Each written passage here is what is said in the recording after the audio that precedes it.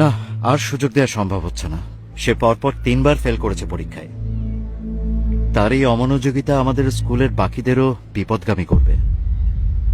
দেখুন, আমি নিজেও একজন বাবা। আমার আপনার মতো আরো অনেক বাবা তাদের সন্তানকে এই স্কুলে দিয়েছে তাদের একটা সুন্দর সুনিশ্চিত ভবিষ্যতের জন্য। এখন তার জন্য যদি আমাদের বাকি বাচ্চাদের পড়ালেখা ঠিকমতো না হয়, তাহলে আমি বাকি বাবাদেরকে কি বলবো আপনিই বলেন।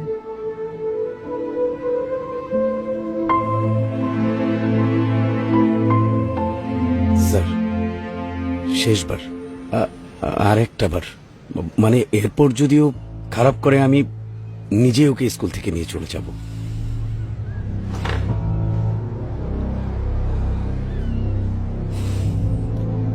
ঠিক আছে, শেষ সুযোগ।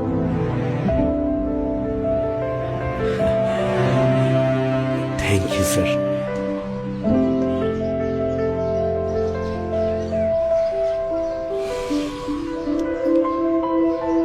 চল।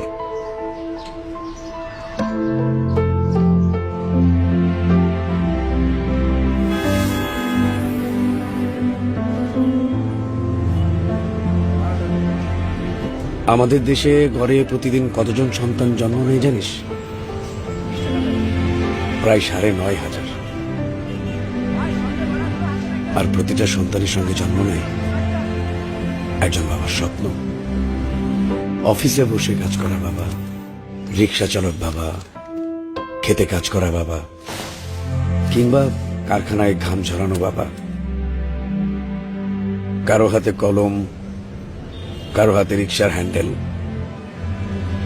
কিন্তু স্বপ্ন সবার এক, সন্তানের সুন্দর ভবিষ্যৎ। আর এই সন্তানকে মানুষ করতেই সবাই করে হাড় ভাঙা পরিশ্রম। সন্তানের জন্যই কেউ হয় এই শহরের পরিচ্ছন্নতা করবে, কেউ করে মালির কাজ, কেউ বা বাসার নিরাপত্তা রক্ষী, কেউ বা বাসের হেল্পার। ভাইজান ভাড়াটা দিয়েন।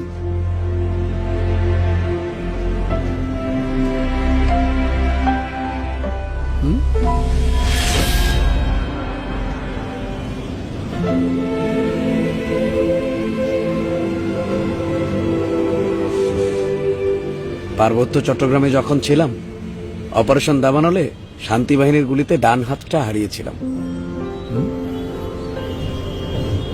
ডান হাতটা চলে গেলেও জীবন তো আর যায়নি। জীবনটা চলে গেলে এই স্বপ্নটাকে তো আর বড় করতে পারতাম না। না ভাইজান, আপনারতে ভাড়া লমুন আমি। আপনারা হইলেন এই দেশের রক্ষক। বন্যা, ঘূর্ণিঝড়, অগ্নিকাণ্ড সব জায়গায় সবার আগে আপনাদেরকেই পাশে পাই। আজকে যদি এই দেশের সেনাবাহিনী না থাকতো, এই দেশটার যে কি অবস্থা হইতো আল্লাহই জানে। ভাইজান, আপনার মতো আমার একটা পোলা আছে, ওর লেগে একটু দোয়া করেন। আমি ওরে মানুষের মতো মানুষ করতে চাই।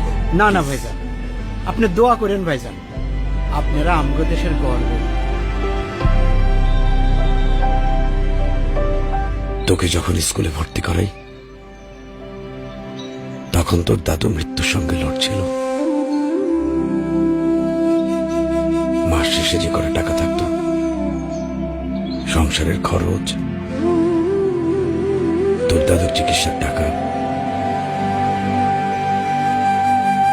তারপরও বুক ভরা স্বপ্ন নিয়ে তোকে স্কুলে দিয়েছিল।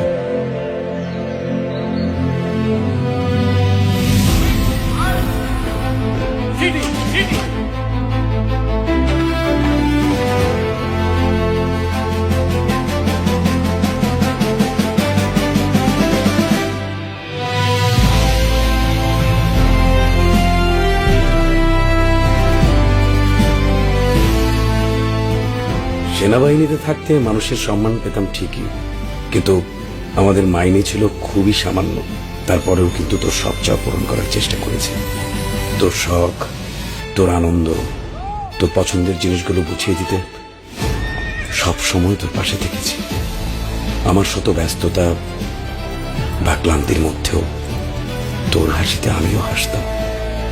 কিন্তু এই হাসির পিছনে ছিল সৈনিক জীবনের অকথ্য কষ্ট, পরিশ্রম আর ত্যাগ, যা টাকায় মাপা যায় না।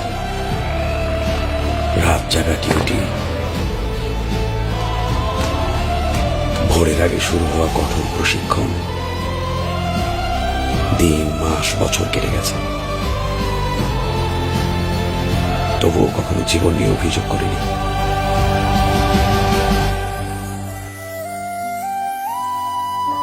কারণ আমার দুইটা প্রেরণা ছিল, তোকে নিয়ে আমার স্বপ্ন আর দেশের প্রতি ভালোবাসা।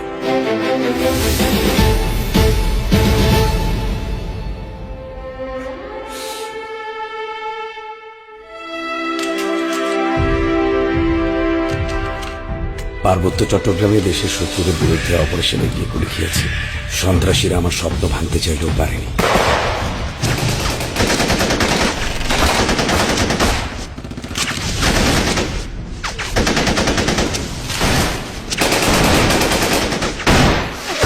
তবে ইউনিফর্মটা ছাড়তে হয়েছে।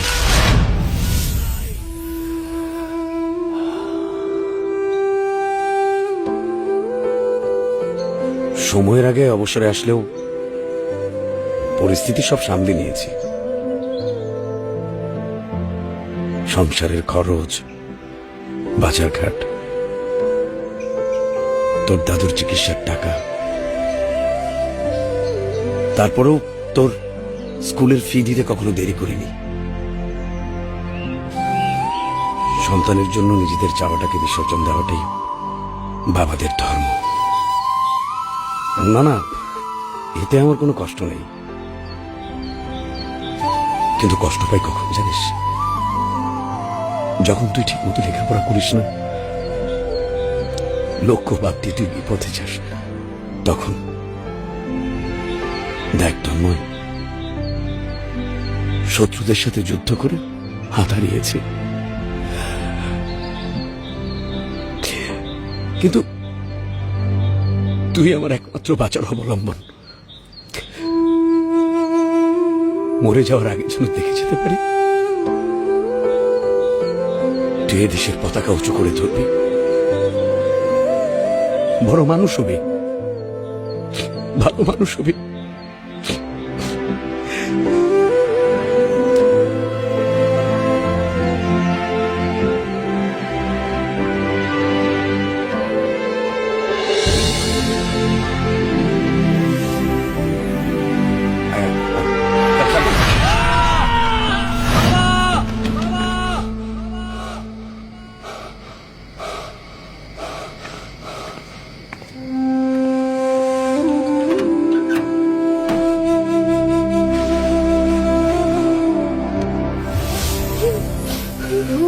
কি কি হয়েছে রে পাগল?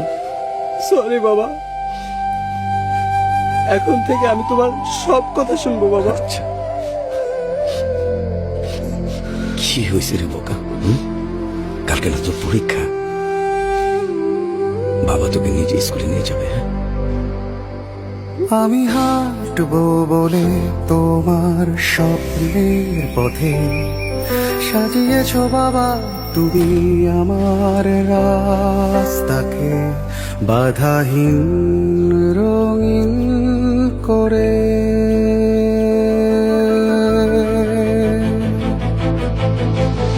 অবহেলা নয় আর কখনো বাবা, শপথ নতুন ভরে তোমার নির্ঘুম রাতের দেনায় কিনবো স্বপ্ন যত তোমার এই শহরে।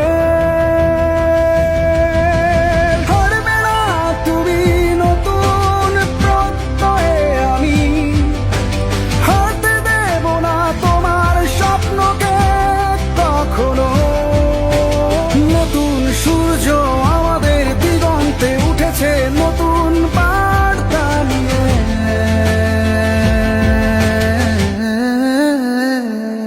চলো ফিরি ফিরে আসি স্বপ্নের পথে। তন্ময়ের মতো হাজারো সন্তানের হৃদয়ে জেগে উঠুক বাবা মায়ের আত্মত্যাগের গভীর উপলব্ধি।